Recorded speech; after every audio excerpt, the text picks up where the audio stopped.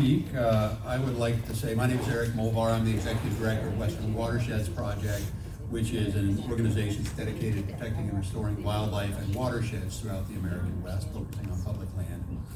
And out of all the people in this room, I probably know the least about wild horses. I'm pretty new to that issue. I started out in 2000 working on wilderness inventories in Wyoming, which quickly led to work in oil and gas. And I specialized in that for about 13 years, and that brought me into sage-grouse conservation, and I'm probably best known as a conservationist, as a sage-grouse advocate. And really, it's only in the last several years that I've really worked a lot on the wild horse issue, mainly from the perspective of a conservation group, which is a slightly different perspective. And Western Watersheds Project is not a wild horse advocacy group. We have a thinking that we struggled with the issue internally and evolved into a thinking, and our thinking goes something like this, that wild horses originally evolved in North America, but according to the paleontological consensus, went extinct perhaps as recently as 5,700 years ago, thanks to Ross's new research. According to that paleontological consensus, were reintroduced in the 1500s by the Spanish conquistadors and then augmented by releases of horses from ranches as well.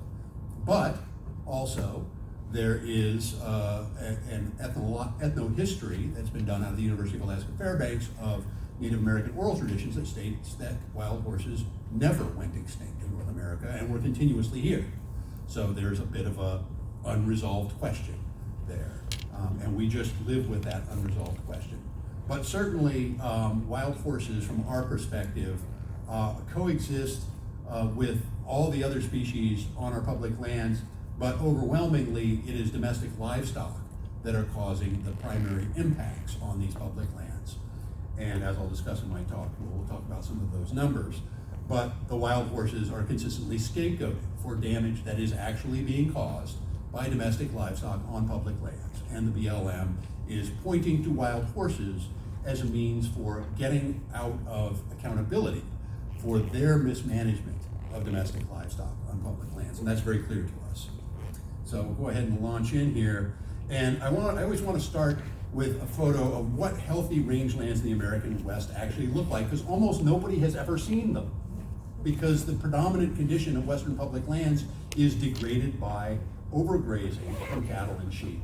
And so this is what it looks like. This is the Idaho National Laboratory, where cattle are not allowed since the 1950s to graze on about half of it. And so these are what healthy native bunch grasses actually look like, and what the ecosystem would look like without domestic cattle and sheep. And also, biological soil crusts are a big part of the Western native ecosystems, and these are the lichens, the algae, the fungi that cluster in the top layer of the soil. They fix nitrogen out of the air for nutrients for vegetation. They help hold moisture into the soil, and for a lot of the arid West, they are an essential part, not just for their nutrient holding and nutrient gathering potential, but also as a resistance against the invasion of cheatgrass and other non-native annual grasses. And so are the native perennial bunch grasses. These are the two kind of nature's best defense against cheatgrass invasion. Now, when you have overgrazing by domestic livestock, this is what it looks like. And you have eliminated the native perennial bunch grasses. These are your natural defenses against cheatgrass. You have essentially beaten down the landscape. And in a healthy sagebrush steppe ecosystem, it's very carbon rich. So you not only have healthy sagebrush with deep-rooted woody plants, obviously lots of carbon there, but the native perennial bunch grasses live year after year after year after year, and they have very deep root masses and very extensive root masses. That's lots of carbon in the soil. And from all of these root masses are what's called carbon exudates. So the roots are exuding carbon constantly into the soil, pumping carbon out of the atmosphere through photosynthesis, exuding it into the soil. This is a major carbon sink when it's healthy.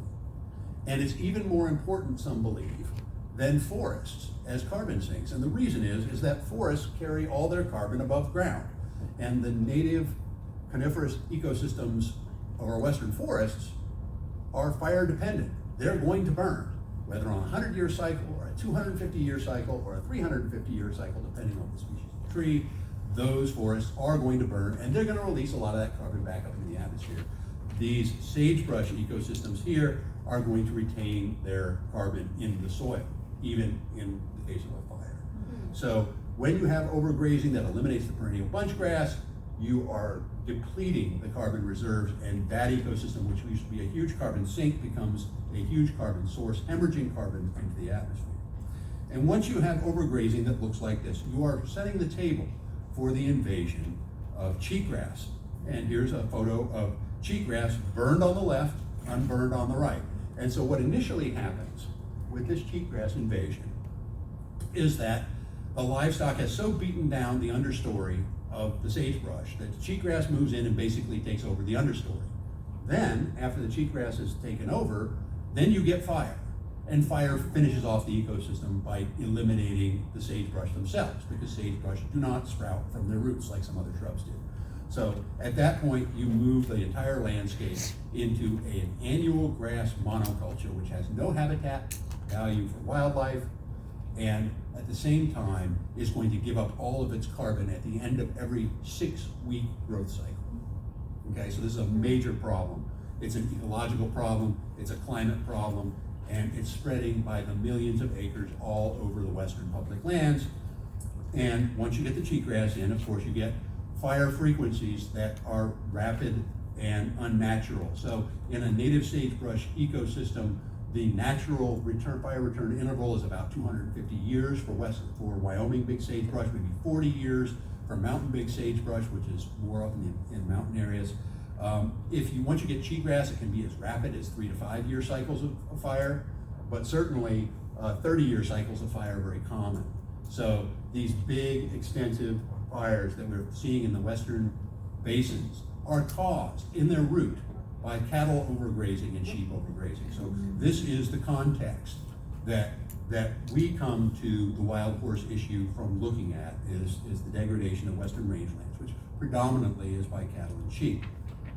Now, one of the big myths that the BLM likes to perpetuate is the idea that fire causes cheatgrass invasions. This is not the case. If you have a healthy native ecosystem and it burns, it looks like this. This is the Idaho National Laboratory where there are no cattle. It has healthy native bunchgrass. This is a burn. You're looking at a burn. What do you see? Native perennial bunchgrass, because it regrows after fire. You've lost your shrub component, but you've still got your perennial bunchgrass. You don't have cheatgrass, because the native perennial bunchgrass, when it's in adult form, can, through a competitive exclusion, can keep the cheatgrass out. So this is the natural status when you have a fire in healthy lands, but in unhealthy lands you get cheatgrass monoculture. Another problem that you have, and here you have a cow-calf pair. This is the basic unit of BLM's grazing program. When you have cattle moving into an ecosystem, one cow-calf pair eats as much forage as 2 elk, as 7 mule deer, or 10 pronghorn. So for every cow-calf pair you put out on the land, you are subtracting something else, because that other species doesn't have enough food to multiply and have its full population. So, and interestingly, the data source from this, the USDA Natural Resources Conservation Service gave this graphic to us. Not the graphic itself, but the actual data behind it. Another problem with the cattle and sheep, especially the cattle, is that cattle evolved in the boggy forests of northern Europe. And what happens when you put an animal adapted to lush vegetation in an arid landscape? Well, it clusters along the streams, because that's where the lush vegetation is found. And this is very unlike what wild horses do. They concentrate in their riparian areas, they wipe out the vegetation that otherwise would shade the stream. They change the stream morphology from a narrow and deep channel just through hoof action to a shallow, wide channel. And so it's really bad for trout and salmon. And not just that, but also the trout and salmon need to spawn in clean gravels. And what they do is they dig nests called redds in the gravel. They deposit their eggs and they bury them in the gravel. They're counting on water flowing through the gravel to oxygenate their eggs. When cattle concentrate on riparian areas, all that mud and siltation that moves in silts in the spawning gravels, chokes out the eggs of the salmon, the steelhead, and the trout, and they're not able to reproduce. This is what happened in the West to all the trout streams, all the salmon streams. This is why you have so many endangered and threatened runs of salmon and steelhead in the West. In large measure, it's the livestock silting their spawning gravels in. Now, when you think about livestock production, where is it concentrated? Well, we now have a new study by Kaufman and others just last month that quantified it at 1.6% of American beef ever touches a hoof on public lands. And if you look at where the cows are in the Great Plains, the cows are in the upper Midwest. There are more cows in Florida than there are in Wyoming. There's a simple explanation for this. The West is arid. It's not good for growing cattle. That's why the West is really pretty trivial. And public lands in particular are especially trivial for beef production. So, regardless whether you're vegan or a meat eater, if all the cattle on public lands were to disappear tomorrow, you would not see a difference in the price of your Wendy's hamburger. There would not be any difficulty finding hamburger or steak at the grocery store. This is not a significant source of American beef. It's just tradition, custom and culture, a lifestyle choice for people that want to raise beef in the Western United States, more so than an economically viable or economically important food production resource. So where do wild horses fit into all of this? That's a good question. Here's some horses in the Red Desert. The Bureau of Land Management likes to perpetuate the myth that wild horses are overpopulated. But the question is, overpopulated compared to what? So the current estimates the BLM has estimate that there are 82,384 wild horses on Western rangelands. Now, we could probably have a whole debate over whether they have an actual handle on how many wild horses they have, because their population estimates are often back of the envelope, often not based on any scientific methodology, and sure, they don't really know how many there are, but let's just say for the sake of argument that this is the actual number, 82,384. What they're comparing that to is what they call the appropriate management level that they have set themselves as how many horses they think the land can sustain to meet a thriving natural ecological balance. Now, these appropriate management levels, as noted by some of the earlier speakers, have been subjected to scientific scrutiny, and the National Academies of Sciences took a look at these AMLs, and they found that these are not supported by scientific information. The BLM are pulling these numbers out of thin air. Okay? I'm not going to be as charitable as Ross was, but I'll be a little charitable. They're pulling them out of thin air. And their baseline assumption is that we are dedicating these landscapes, first and foremost, to cattle production. First and foremost, not just before wild horses, but before native wildlife, before ecosystem health. The first and foremost goal that they have for these lands in most of the BLM's Intermountain West is for cattle production. So then what is the carrying capacity for wild horses? Well, from an ecological perspective, it's notable to take a look at the science, and this is a quote from the Studies in Avian Biology sage-grouse monograph that they did in 2011 to support their question of whether the sage-grouse should be listed or not. And Beaver and Aldridge, Beaver is a wild horse biologist, Cam Aldridge is a USGS sage-grouse biologist, found that free-roaming horses spread rapidly across the Intermountain West, and populations reportedly peaked in the United States at 2 million to 7 million animals in the late 1700s to the early 1800s. Now let's take the low end of the spectrum. Let's say it was 2 million wild horses. Those 2 million wild horses were coexisting with 55 million bison, 10 million elk. We've only got 1 million or 1 million today. 16 million sage grouse. We have maybe 250,000 of those right now, and 380,000 wolves. And this is broadly looked at as the ecological reference condition for North America when the first white explorers showed up. So if the landscape back then could hold 2 million wild horses and still have a thriving natural ecological balance, as we all assume was the case when Lewis's Park came west, then how many can we have today? And I'm here to tell you, I don't know. But the BLM doesn't know either, okay? Nobody really knows because there's never been a scientifically rigorous and sound way to look at this. But this is another chart that comes out of that recent Kaufman et al. 2022 study showing the BLM's approach to forage allocation. And this is from the Lakeview District in Oregon, from their resource management plan. And this is their plan. This is their plan for the forage on your public lands. 86% of the forage goes into the livestock. 11% goes into the deer, pronghorn, elk, and bighorn sheep. 11%. Those species get 11%. Feral horses, which is the BLM's terminology, get 2%.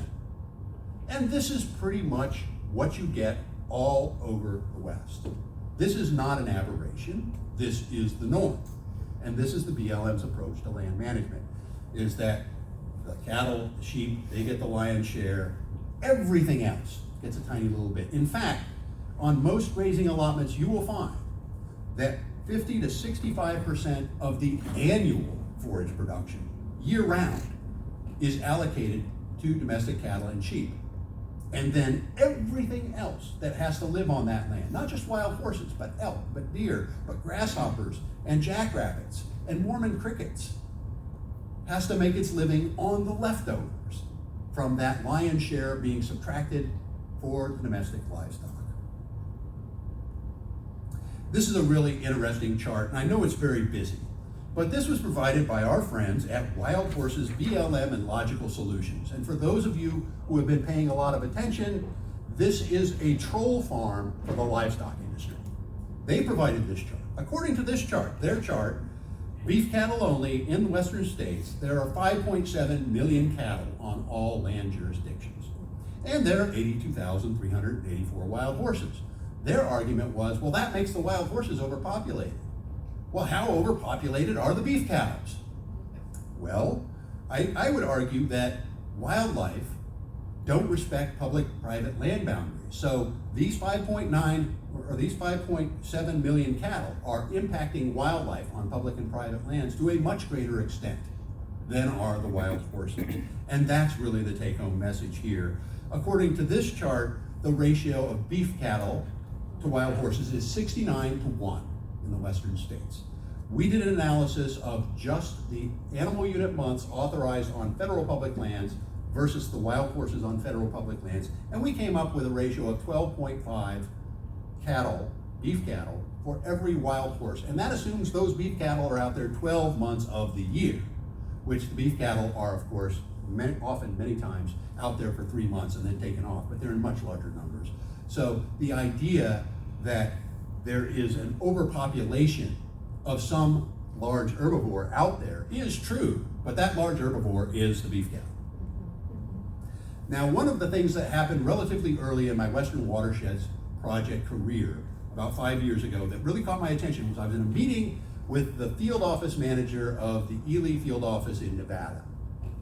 And we were talking about the impacts of livestock, and she had her wild horse and burro expert and her range con at the table, and the wild horse fellow piped up and said, well, you know that wild horses are really the real problem for rangeland health. And I said, well, how do you know? Because all of the areas where you have wild horses, you also have cattle. So how can you attribute those rangeland problems to wild horses? And he said, oh, but we have an allotment that's been vacant for 10 years. And the impacts of wild horses on those riparian areas are every bit as bad as cattle grazing during the winter season. And I said, really? And I went home and I thought, I'm going to get this in writing. And the reason is that winter grazing by cattle in the Intermountain West is the least impactful kind of cattle grazing there is. So in other words, their worst case scenario for feral horse grazing equaled their best case scenario for cattle grazing. And so I sent him an email and he gave me a reply and he confirmed it. So now it's in writing. The BLM's on record. The worst horse grazing equals the least impactful best cattle grazing. Now I want to talk a little bit about some of the roundups that I've had some passing involvement in, and as a way to talk about all the roundups that happen, and they fall into two categories. The first is a kind of a conventional roundup, and the Red Desert Complex last year was one of these conventional roundups where the Bureau of Land Management wrote an environmental assessment, decided it was going to take the animals down to the appropriate management level and have a big roundup. And these are the 5 herd management areas that were involved in that Red Desert Complex. It was the Colorado, White Mountains, Great Divide Basin, Salt Wells, and Adobe Town. And these are Salt Wells horses. And it was being done in part based on the idea there was a drought. And I put this picture in because this is April 2021, the Salt Wells herd management area. Look how green it is.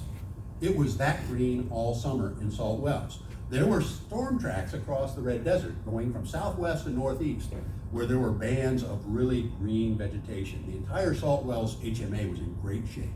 Now up in the northwestern Red Desert, it was droughty, it was crispy, it was brittle up there. But down in Salt Wells, it wasn't.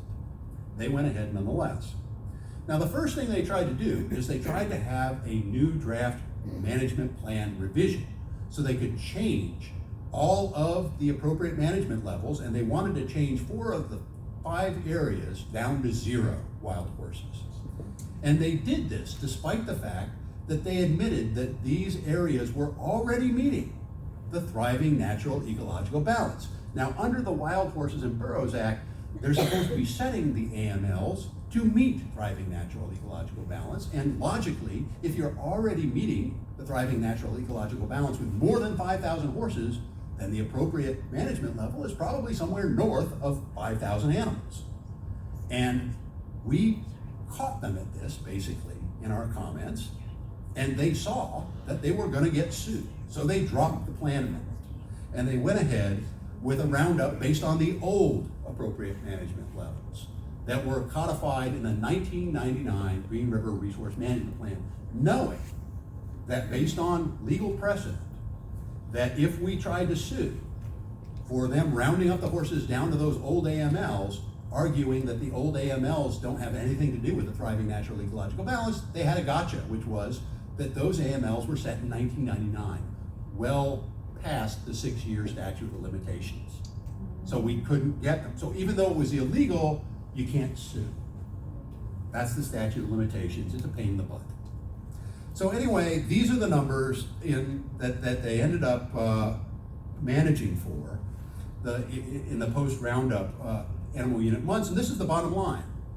After the roundups, cattle, sheep, and wild horses together, the cattle and sheep get 91.9% of the AUMs, and the wild horses get 8.1% of the animal unit months. That's where their priorities are.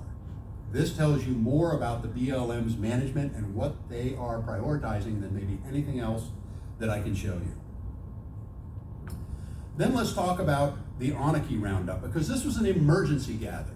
And when you hear an emergency gather, what that really means is the BLM saying, we're going to declare an emergency, we get to skip the environmental assessment, we get to skip the NEPA process, we get to skip the public comment, we get to go right past all of the niceties of actually asking the questions of what's happening on the range, and we go straight to rounding up the horses. And not just that, but we're going to announce the roundup, and 2 weeks later, we're going to start gathering the horses, so that if anybody wants to file for a preliminary injunction and stop us, it'll be too late. The horses will already be off the range with the males castrated. I use the word castrated here for effect because we say gelded, but gelded is one of those kind of words that we use to soften things, one of those euphemisms, so I don't like to use those. And it'll be too late, and the judge will say, well, your case is moot because they're already gathered, it's over, there's nothing to stop here, I can do nothing for you. So the Onaki Roundup was a classic example of the emergency gather. And when I first went out to Onaki, and I have to tip my cap to Kimberly Curl here at this point, because if it hadn't been Kimberly Curl inviting me to come out repeatedly to Onaki to come and see these range conditions, then I wouldn't have this story to tell today. And I wouldn't have had this story to tell to the Bureau of Land Management or to Congress. But I was out there in February of 2021, and this, when you drive into the Onakee herd management area, this is the first thing that you see when you're north of Dugway. This moonscape where every stick of grass has been eaten down to bare dirt. And if the BLM was driving out there, you could see why they would say, well, gee, these range conditions are pretty poor, because this is really poor range conditions. This is appalling. And if you look back in the background of this photo, every little black dot back here is an Angus cow. This is the area around the water holes within a mile or two of the water where the cattle concentrate and they just mow it into oblivion. And this is what was already happening as far back as February of last year. And then we went out to see the wild horses. Same week. This is what the range looked like where the wild horses were using. And this is lands that are 5 miles or more away from the nearest water, and look at the grass. There's plenty. And so there's a radical difference between the range condition, the areas used by cattle, and the areas used by wild horses in this particular instance. Now, there was a really interesting thing that happened in this roundup. The BLM was already starting to talk about rounding up the Onakee horses. They had a 33,000 acre grass bank that hadn't been grazed in 3 or 4 years. There had been a fire, they had revegetated it, they were protecting it both from the wild horses and from the cattle for 3 to 4 years to allow that grass to get started. And in February of 2021, I could take a picture through the barbed wire fence, and they had just released the cattle into this 33,000 acre grass bank. And you can see the cattle grazing, but you can see that the grass is still 8, 9, 10 inches tall. You know, there's a lot of grass in there. And they turned the cattle into this pasture. They were still excluding the wild horses. And they were saying the wild horses are going to starve. We have to have a roundup. Yet we have this grass bank. We're going to give it to the cows. And by April 2021, that grass bank was completely bankrupt. It was gone. 3 to 4 years of emergency stabilization and rehabilitation, seeding with non-native crested wheatgrass, which is great for cows but bad for wildlife. All that money straight down the tubes. This was grazed down to bare dirt. And here's inside the restoration area. You can see the cattle in the distance. This is the reason it looks like this. The site condition here is supposed to be for blue bunch wheatgrass, a native perennial grass. It's bare dirt. There's nothing growing in this area as of April 2021. And in April 2021, we went out to go see the horses. And this is what it looked like in that horse area. And in fact, this is an area of southern Onakee where the horses are rarely seen. That's part of the sheep rocks sage grouse population area. And that becomes interesting because the BLM had said that wild horses were a problem for the sheep rocks sage grouse population. And the sheep rock sage grouse population had been declining in 8 of the last 10 years. So it hit what's called a hard trigger for remedial action. Under the 2015 sage grouse plans, the agency had to do a causal factor analysis, decide what was at fault, and make corrective action so that the sage grouse habitat could be restored. And this causal factor analysis, and this is all information from that causal factor analysis published by the BLM, the wild horse herd management areas overlapped only 11.3% of the sheep rocks sage grouse population area. In other words, 88+% of that area had no wild horses. The livestock overlapped 78.7% of the sheep rocks area.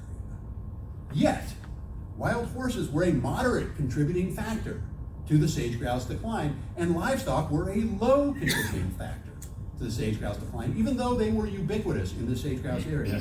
And why?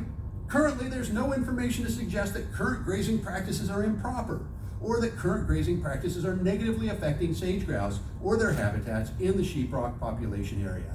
Why did the BLM reach this conclusion? Because they didn't even look at the impacts of cattle on sage grouse. It's a hear no evil, see no evil, speak no evil approach to sage grouse conservation in the context of livestock grazing.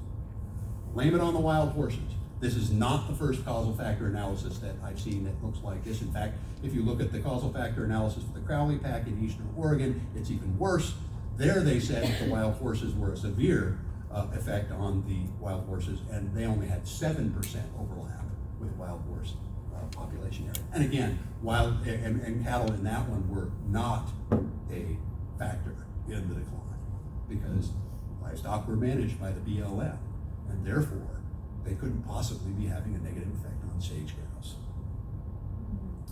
And then in April of 2021, they piled on domestic sheep on top of all of this.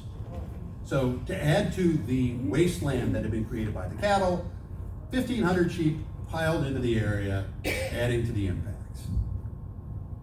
And by May 26th, this area where the cattle and sheep were using looked like this. And you can see there's just nothing left to eat.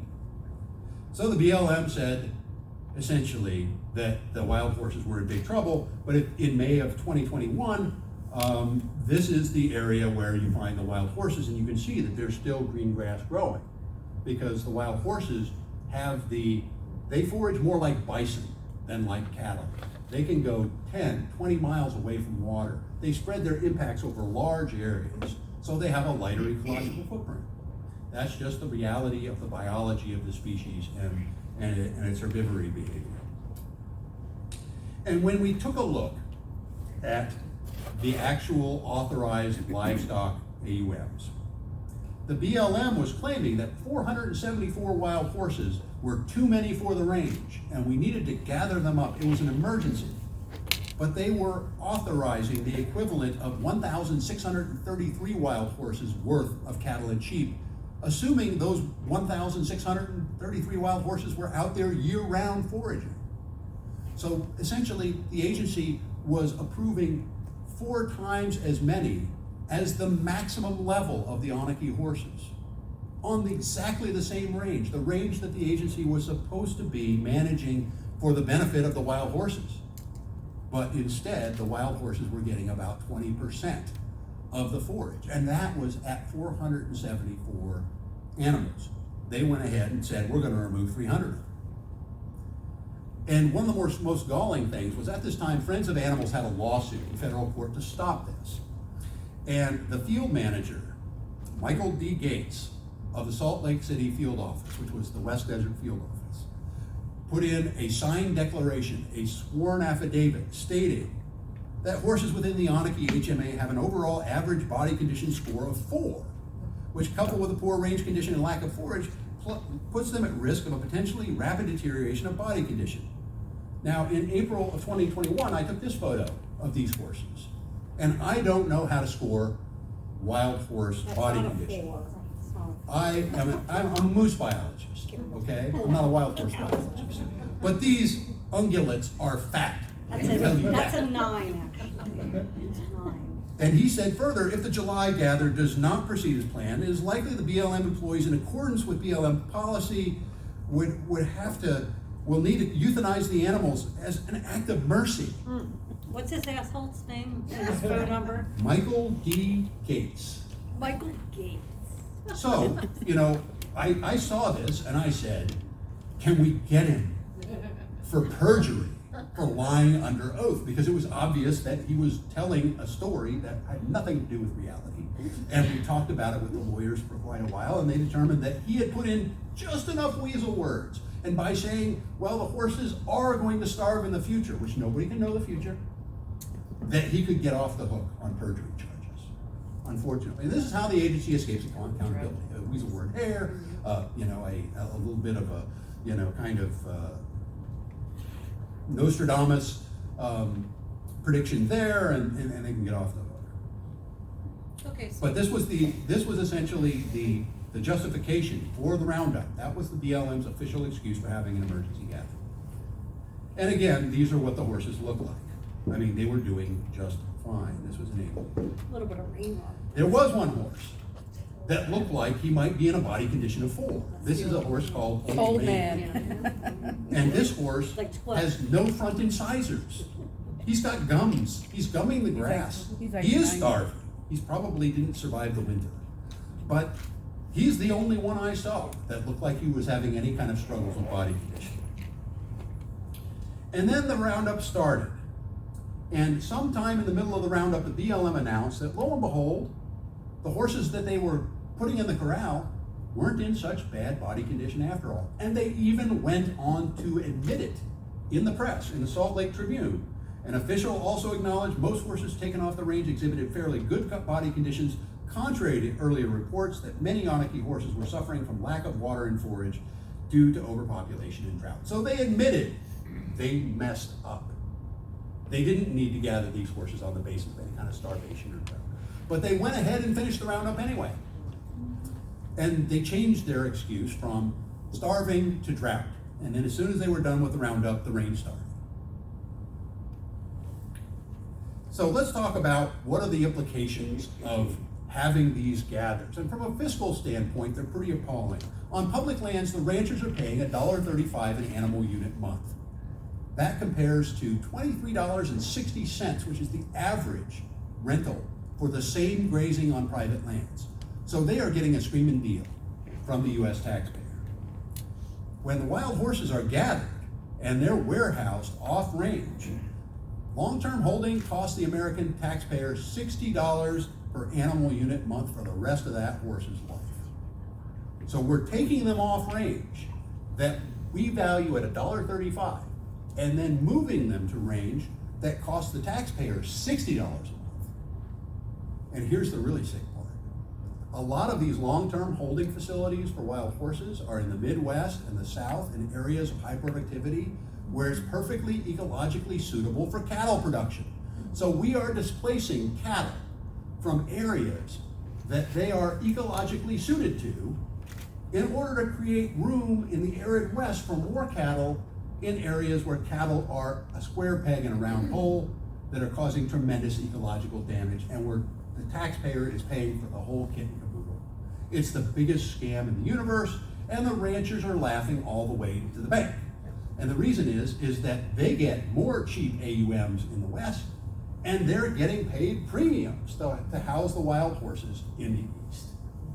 It's fiscal insanity, folks. Regardless of where you come down on wildlife, on wild horses, on the ecology of the range, this from just a dollars and cents standpoint makes no sense. This is a large pile of horse manure. But it's not just wild horses that are getting targeted by the livestock industry.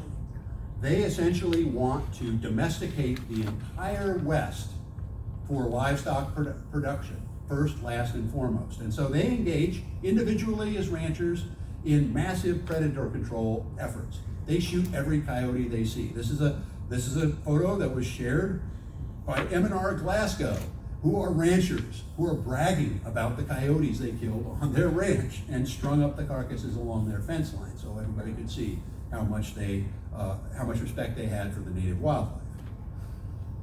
And it's not just the individual ranchers. They've got an entire agency in the U.S. Department of Agriculture called Wildlife Services that is there for the primary purpose to kill wildlife that they find inconvenient for the farming industry and the livestock industry. And they're killing wolves, they're killing grizzly bears, they're poisoning prairie dogs, they're killing coyotes. They kill the native species, sometimes more than 1 million native individuals of wildlife every year by this program. All kinds of trapping, aerial gunning, denning, where they sometimes pour gasoline down in the dens of coyotes and light them on fire, all kinds of barbaric things. M44 cyanide bombs, which are landmines that spray chemical weapons, all kinds of things. There's an entire government agency dedicated to making the landscape sanitized and safe for livestock. And they're after the bison too, even in Yellowstone National Park. The park boundaries at Yellowstone are a killing field because the ranchers don't want the livestock to go beyond the bounds of the national park and compete with their cattle for grass, even though they're native wildlife. But you know what? In the state of Montana, bison are classified both as livestock and as wildlife. So they don't get the same rights as wildlife to move freely, migrate according to traditional routes. And the tragedy of Yellowstone is that in 1872, when Congress in its wisdom set aside this very large block of land, it was all summer range. There was no winter range in Yellowstone. Huge problem, huge ecological faux pas, which we can forgive Congress in 1872 for because the term ecology hadn't even been invented yet. And in northwestern Wyoming, they're feeding elk in huge numbers in order to keep them away from private lands that are used for cattle ranching, because the cattle ranchers don't want the competition for forage and are worried the elk will give their cattle brucellosis, which is a cattle disease that was originally brought in by the livestock industry, but now they're worried about getting it back. So all kinds of different species are being targeted by the livestock industry, and the wild horse issue is one thread in a huge tapestry of ecological destruction. Sage grouse, huge focal species that we have in the West. They require 7 inches of grass height to survive because they're walking around most of the time. They don't spend a lot of time flying. And camouflage is their safety from predators. When you mow down the grass, and this is a Gunnison sage grouse lek in Colorado. In the Gunnison sage grouse country, in the Gunnison Basin, 75% of the grazing allotments were, 67%, 2/3 were failing rangeland health conditions, and the BLM was continuing to authorize grazing at 50 to 65% of forage utilization, even in the critical habitat for this species that's listed in the Endangered Species Act. And it's not just the direct effect of cattle, it's also the effects of fence. And if you think about how many hundreds of thousands of miles that are stretched barbed wire across the American West to assist in the control of livestock, there was one study in Wyoming by the head sage grouse researcher that found that 146 sage grouse had been killed in one 5-mile stretch of fence in 1.5 years. Think about it, that's probably an unusually high number for 5 miles of fence. But if every 5-mile stretch killed a few sage grouse, pretty soon you'd have a pretty straight up explanation for where the sage grouse went all of a sudden. Because these are low-flying birds, they can't see barbed wire fences, and they guillotine themselves. And even if you put those little plastic fence markers on them, that only drops the mortality rate by 50%. It doesn't cure the problem. And these fences also have problems for migration barriers as well, for elk, for pronghorn. This pronghorn here, we cut the fence, we let this pronghorn go. It was fine. I want to interrupt the PowerPoint for a second to go to an analysis that we recently performed. This is a GIS analysis because we now have a GIS expert on staff that allows us to project the BLM's own GIS data out there. And so we're looking at how the BLM is authorizing livestock permit renewals over time on all the Western lands, but with a special emphasis on this one, on wild horses. And in 2015, Congress codified what had long been a temporary rider that allowed the agency to renew grazing leases at the end of their 10-year term under the exact same terms they had been before, without doing an environmental assessment, without any public comment, and without making any changes. And the idea for doing this was that they were going to have a backlog of these grazing permit renewals that they didn't have the personnel to do all the environmental assessments. So they wanted a free pass for a while so they could catch up. The idea was to catch up. And here we're looking just at the Bureau of Land Management lands, and across the West you can see all these little allotments in brown are the cattle and sheep allotments in the West. And you'll see that the mountain ranges don't have any because this is only the BLM. The Forest Service has their own system of allotments as well. They're not covered in this analysis. So, in 2013, when this grazing rider was begun, 28% of the grazing allotments were being reauthorized under this kind of ad hoc rider that prevented the agency from having to do an environmental assessment. What I want you to look at here are the red ones, where they were entirely renewed without any NEPA, and the orange ones, where they were renewed with partial NEPA. And the blue zones are the good zones, where they actually did the NEPA. But when I say the good zones, I mean that in a very limited sense, because some of those blue zones where they did NEPA, it was a categorical exclusion, which means they didn't do an environmental assessment, or a determination of NEPA adequacy, where they argued that, well, we looked at impacts during the resource management plan, we don't need to look at them again. But in 2013, 28% of the allotments were being renewed under this grazing rider with no look at the environmental consequences. And 44% of the AUMs west-wide. This was before it was codified. Then in 2015, Congress went ahead and baked it right into the Federal Lands Planning and Management Act. So now it's part of federal law forever, okay? This was to give the agency breathing space. It wasn't to say you never have to do NEPA again. It wasn't to say you no longer have to do an environmental analysis. It was more like you can have a free pass while things are overwhelming, and then you can catch up.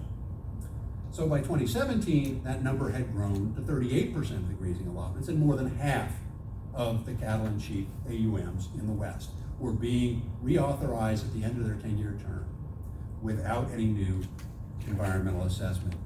And by 2021, more than half of the allotments and 2/3 of the AUMs were being renewed with no environmental analysis and rubber stamping the same grazing permits under the same terms before without making any adjustments.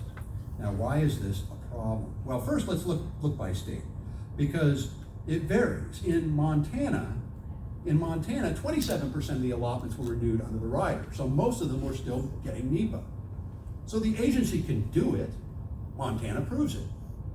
But Montana was not the rule. If you look at the worst case scenario in Nevada, 84% of the allotments and 89% of the AUMs in 2021 were reauthorized with the grazing rider. So what is the range management staff even doing in Nevada? They're not doing environmental reviews on grazing permits, I'll tell you that. Maybe they're playing canasta down at the local casino. I don't know. Speculating here. And many of these are being renewed not just once, not just for one 10-year term, but for multiple 10-year terms without any environmental analysis. And indeed, some of these grazing allotments have never had an environmental analysis. And you look at the black ones, those are the ones that are completely renewed with no NEPA. The gray ones had partial NEPA, so that means that one permit on that allotment had NEPA and one didn't. Oops, sorry. And you can see that there's an awful lot of this re-upping of the same permits for multiple decades. So the BLM is not taking a hard look at what the cattle are doing. So why is this a problem? Well, for sage grouse, we had plans in 2015 that had all kinds of habitat objectives for sage grouse that were supposed to be implemented on each grazing allotment. But the point at which those sage grouse protections would kick in was when the permits are renewed. And if you renew the permit under the grazing rider, you don't get to change the terms and conditions. You cannot apply the sage grouse protections by law. And what was happening in these areas? So this is a map that shows the sage grouse priority habitats. So what you're looking at here are the sagebrush focal areas, which are the highest degree of habitat, and the priority habitat management areas. These two darker shades of green are important. Also shown on this map, we have the occupied habitat for the Gunnison sage grouse, and we have this purple, which is bi-state sage grouse as well. I'll drop this away so you can see. And here you see the important sage grouse habitats, and look where the permits are being renewed with the rider without applying any sage grouse protections. It's in the areas that have key sage grouse habitats. This is what the agency is doing differentially, is taking these areas that they should be focusing adjustments to the grazing patterns and doing them under the rider so they don't have to make any changes at all. What about protected lands?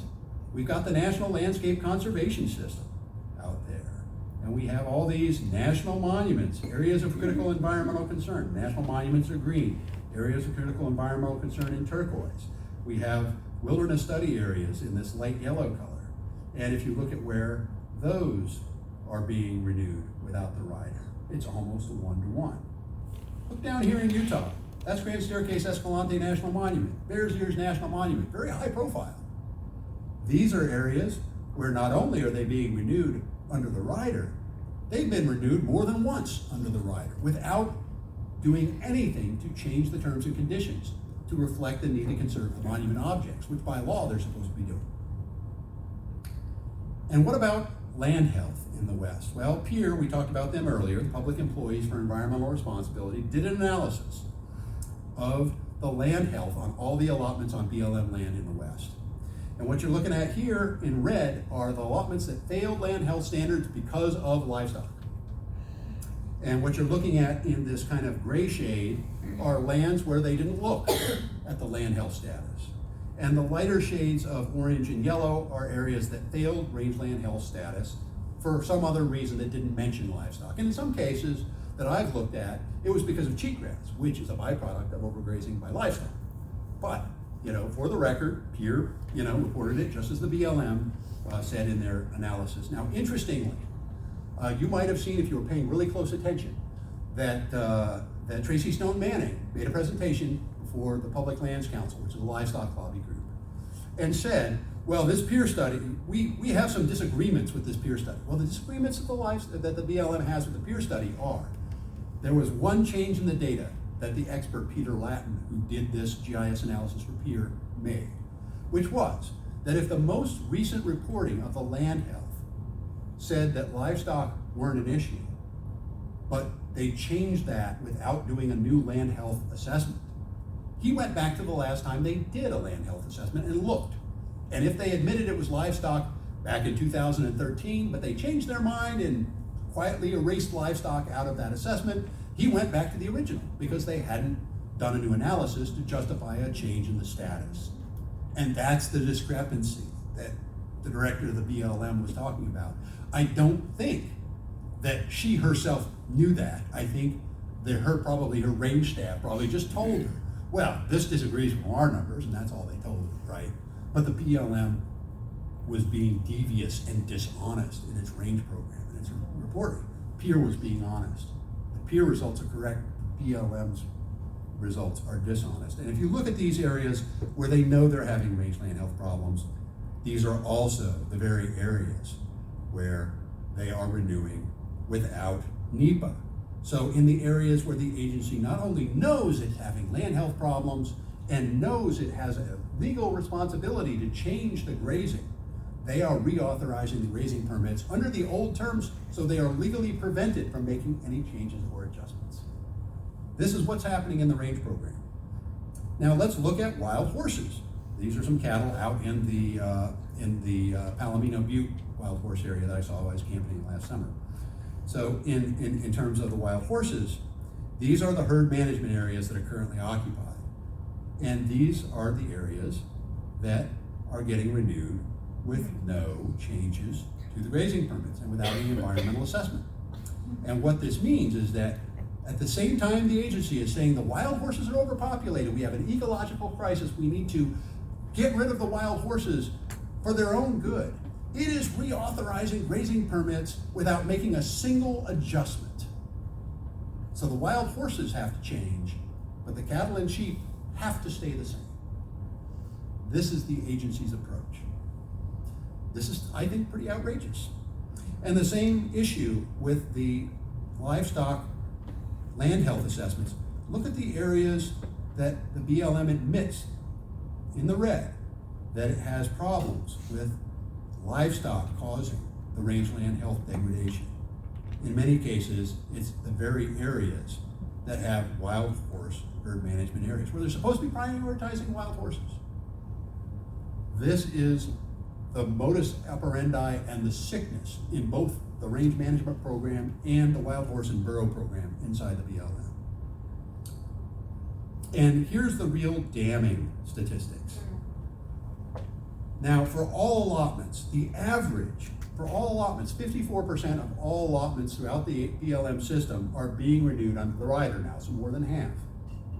But when you look at sensitive wildlife habitats, Gunnison sage-grouse critical habitat, it's more than that. It's 59%. For greater sage-grouse sagebrush focal areas, it's 69%. For areas where they have bighorn sheep overlapping with domestic sheep and goats, which have a major disease transmission problem to the wild bighorns that wipe them out, it's 83%. And for wild horse herd management areas, 70% of the grazing allotments in herd management areas are being renewed under the FLPMA rider, which guarantees there can be no adjustments or changes in the number of livestock. The BLM is actively targeting the areas that are in greatest need of conservation change for reauthorization under the rider so they don't have to change the livestock numbers. This is a corrupt rogue agency. Apologies, Ross. It's a rogue agency. Okay, now we'll go back to the PowerPoint and we'll see if I can actually load it back up.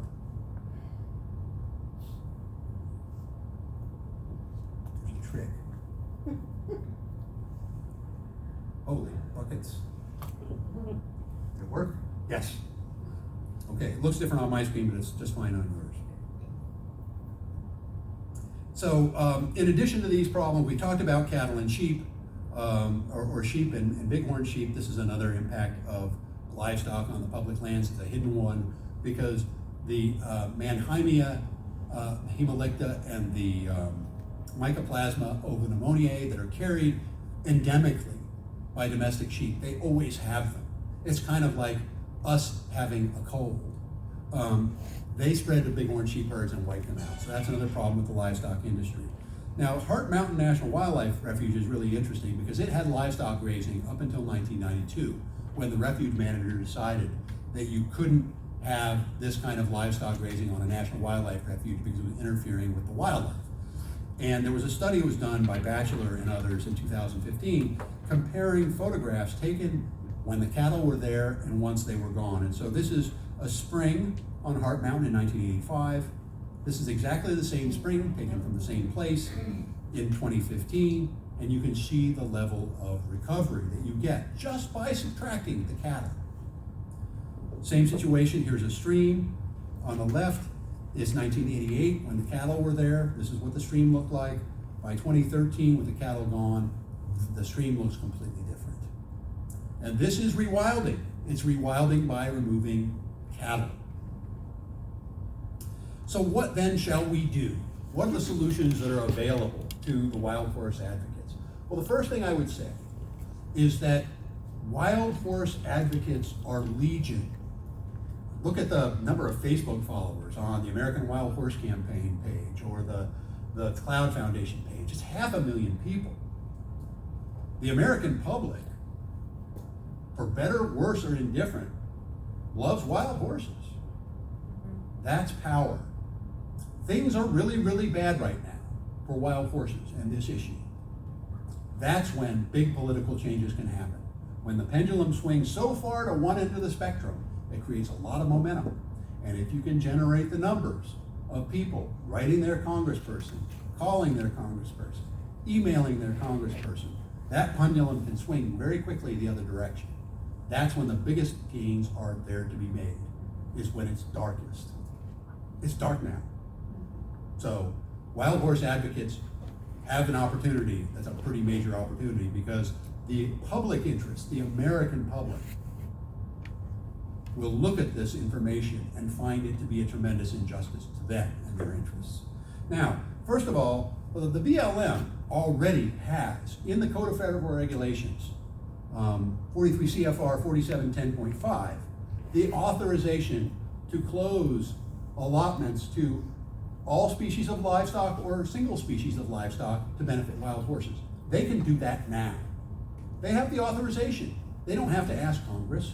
They don't have to do a rulemaking. The rulemaking's already done. They have the authorization in place. They could say tomorrow, sorry, herd management areas, we're kicking out the livestock. Back in April of 2021, Western Watersheds Project joined 70 conservation and wild horse groups asking Secretary Holland to do just that. We haven't got a response. Then in September of last year, the Sierra Club, which is one of the nation's largest conservation groups, wrote a letter asking for the exact same thing. As far as I know, they didn't get a response either. But that option is open. Second, there is a bill in the House right now, introduced in March, called the Voluntary Grazing Permit Retirement Act. And what that does is it doesn't create a hard kicking out of the livestock. What it does is it says, if grazing allotments are bought out for conservation purposes, then, from a willing seller, they are closed permanently. And this would authorize it nationwide. This is a tool that wild horse advocates could use as well, because they could then buy out grazing allotments from these grazing permittees and retire them. And then that 50 to 65% of the annual forage production would be left out on the range. And now the amount of elk you could sustain, the amount of mule deer you could sustain, the amount of wild horses you could sustain, all increase. because you don't have that overbearing pressure of the livestock on the forage base. And right now, you can buy out a grazing permit, but if you hold it, you will have to run cattle or sheep or some other domestic livestock on that grazing permit. Oh, by the way, you can't run wild horses on it. All right? Or you will lose it. They will take it back. They will not give you conservation non-use on that grazing permit for more than a year or two. And you will lose it. So you can't hold it. And if you buy it and surrender it back to the agency, even if the agency says we're not going to restock it, Western Watersheds Project knows this very well. Our partner group, the Sagebrush Fund, bought out 500,000 acres of grazing permits on the Bridger-Teton National Forest, where there are conflicts between bighorn sheep and wolves and grizzly bears and cattle and sheep. We bought them out from willing sellers. Those willing sellers retired their operations. And now we've had a change of forest supervisor, and the new forest supervisor says, well, I know the old supervisor said we weren't gonna reauthorize these allotments, but we're gonna give them over to other ranchers now. Because I've got the Wyoming Department of Livestock breathing down my neck saying, we've got $90,000 for you to do the NEPA to reopen and restock these allotments, and we want you to make that your top priority. So this is what we're up against, folks. This is why we need the Voluntary Grazing Permit Retirement Act. And finally, I would say, what we also need to do in conjunction with this is bring back the large natural predators of wild horses and the large natural predators of everything else, these apex predators. Right now we have some mountain lions that escape being shot out by the ranchers. A few, but they're horribly persecuted and they're horribly underpopulated. And mountain lions are ambush predators. They're only going to be effective at taking horses or anything else in areas that have pinyon juniper woodlands or conifer woodlands or something like that, where they can climb up in a tree and drop from a height, or in rocky country where they can drop from a ledge. They're not going to be effective out in the open flats. Wolves are the natural coursing predators. They need to come back in the Great Basin as well to do their natural role. And even coyotes can have some effect on foals during a certain vulnerable period of a horse's lives. This is part of the circle of life that we think needs to be restored, because this is a natural way of managing wild horses. It doesn't require helicopters, chasing them with helicopters, herding them onto semi-trucks and carting them away to feedlots, which is completely unnatural and should be repugnant to everyone in this country if they knew what was going on. So these are some of the solutions that we're proposing. But wild horses are not our primary topic. But what we want to do is we want to bring the facts to the American people. We want to arm the wild horse community with those facts so that you can go forth and interrupt the cycle of misinformation, disinformation, and outright lying that is happening on the part of both of the BLM and the livestock industry.